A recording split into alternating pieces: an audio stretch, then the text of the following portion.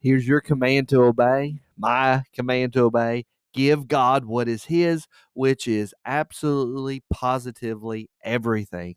Everything you have is from God and it is His, and you should rightfully perceive of yourself as being a steward of everything God gives you. So let's see what Jesus says to these religious leaders that are trying to trip Him up and trick Him.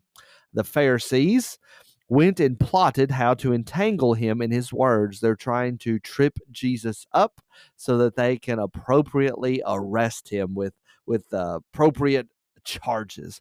And they sent their disciples to him along with the Herodians. This is an interesting combination here. The Herodians were those that were of the higher echelon of the religious establishment. They hobnobbed, if you will, with the, if you see that, you even see Herod in that, the kingly rulers of the time. So these are the religious leaders that are being buddy politically with those that are in political power. In fact, they were also not exactly very conservative in their beliefs, whereas the Pharisees are uber, very much conservative. They are Bible thumpers, if there was such a thing back there. But we know the Pharisees, in and of themselves, even though they were trying to follow the rules, we see that Jesus goes at them and says that they are whitewashed tombs. They are hypocrites. And we're going to see Jesus lay into them later on in our reading of Matthew. But the Pharisees and the Herodians, you can kind of think of the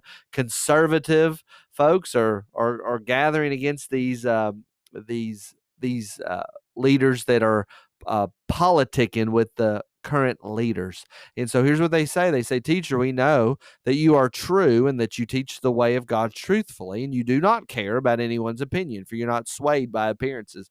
They're trying to butter Jesus up. You're just swell. And then they say, tell us then, what do you think? Is it lawful to pay taxes to Caesar or not? Because they're hoping that Jesus would say, yes, it's lawful to pay taxes to Caesar. And then all of the crowd is going to say, what? We have to bow to Caesar, and that the crowd would then go against them. And then they would hope that maybe he would say it's unlawful to pay taxes to Caesar. And then if he would say that, he'd be in trouble with Rome. So they said, we've got him. If he says it's lawful to pay taxes to him, the Romans are going to come upon him and arrest him.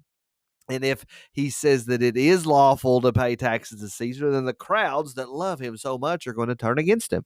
So they say, is it lawful to pay taxes to Caesar or not?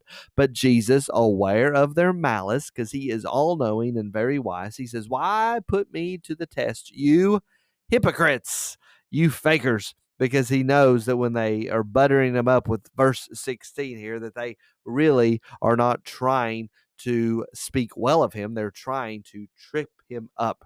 And Jesus said to them, whose likeness and inscription is this? Or he says, show me the coin for the tax. And they brought to him a denarii, or a denarius. And Jesus said to them, whose likeness and inscription is this? So he's looking at the coin. He's saying, whose picture is on this coin? And Jesus said, and they said, it's Caesar's. And then he says to them his very wise statement. He says, therefore, render to Caesar the things that are Caesar's. Give Caesar whatever is his. Give him the taxes, right? By implication. If that's his, give it to him. In fact, he can have all the coins. Who cares about it?